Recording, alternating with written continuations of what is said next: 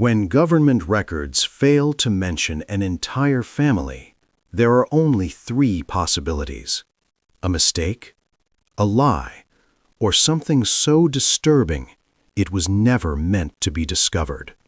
In March 1874, a 23-year-old census taker rode to a plantation in Wilcox County, Alabama.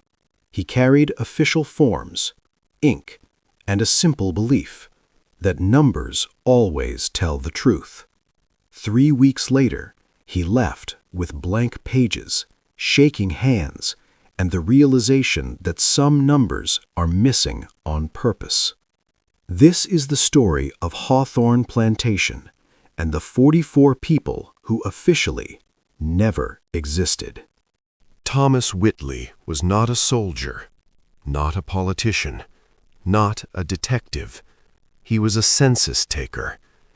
The son of a mathematics professor from Boston, he grew up believing numbers were honest. Numbers don't lie. Numbers don't hide secrets. After the Civil War ended, America needed rebuilding, not just roads, not just cities, but records. The federal government wanted to count everyone: white, black, formerly enslaved, free laborers, everyone. Thomas was sent to southwestern Alabama. He was young, serious, determined to do his job correctly. He believed that counting people meant recognizing their existence, that every name written on paper mattered. For 2 weeks, Thomas traveled from farm to farm. He filled his pages carefully: name, age, birthplace, occupation. Can you read? Can you write? Everything seemed normal until one night. While reviewing old records by lamplight, he saw something strange. Hawthorne Plantation. In 1860, before the war, it had 63 slaves. That made it one of the largest plantations in the county. But now, no one talked about it. Neighbors avoided the subject. Local businessmen hadn't traded with them in years. No legal documents existed. No public records. Yet taxes were still being paid. The plantations still operated. So where were the people? Edmund was calm, well-dressed, polite, but cold. Thomas explained his duty. He needed to count everyone living on the property. Edmund smiled. "Come back tomorrow morning."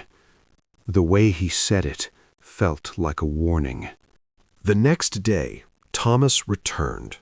He was expecting to count dozens of workers. Instead, he found only 10 people, 8 adults, 2 children, all black workers. All gave short answers, no last names, no detailed histories, no family connections. Their eyes looked tired, not just physically tired, emotionally empty. When Thomas asked, "Are you free to leave?" Edmund answered for them. They stay because they choose to. But none of them said that themselves, and Thomas noticed something else. 12 cabins were empty. Why build 20 cabins for only 10 people? Thomas insisted on inspecting the barns. Upstairs in the largest barn, he found account books, old slave inventories, lists of names, but not 63, 84, 85, 86, 87. More than 40 extra people. People never listed in official census records. Hidden, unregistered, illegal. Edmund finally spoke honestly. "If someone is never recorded," he said, "did they ever exist?" Those extra people had no birth records, no surnames, no official proof of life. When slavery ended, they weren't officially enslaved. So how could they be officially freed? They became ghosts. and ghosts can't be counted. Thomas reported everything. No investigation happened. Weeks later, he returned secretly. The plantation was empty, completely abandoned. The books were gone. The workers were gone. No smoke, no furniture, no signs anyone had ever lived there, as if it had all been staged. But near the forest edge, he found something.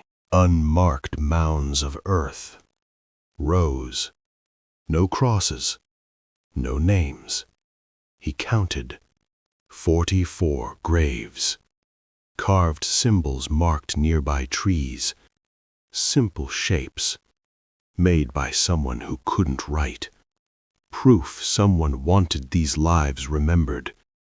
But officially, they were never alive. Thomas reported again. Nothing happened. His supervisor told him, "We don't have resources to chase rumors." And Edmund had been right. Without documents, without proof, without living witnesses, how do you prove someone existed? Thomas left government service, became a teacher, but he never forgot. He kept the 10 names, maps of 44 graves, notes about 107 hidden people. When he died in 1932, his daughter donated the papers to the National Archives in Washington, D.C. Decades later, researchers found them. They began rechecking Southern census records. They found hundreds of discrepancies, maybe thousands, families that vanished, people who lived and died without ever being counted. Numbers feel permanent, official, reliable. But every census, every statistic is a choice about who to count and who to ignore. Hawthorne Plantation is gone, the house demolished, the land divided, the graves covered by forest. But the cracks in the system remain, and somewhere, even today, there are still people who aren't counted. And maybe the most important question isn't how many people are there, but who isn't being counted.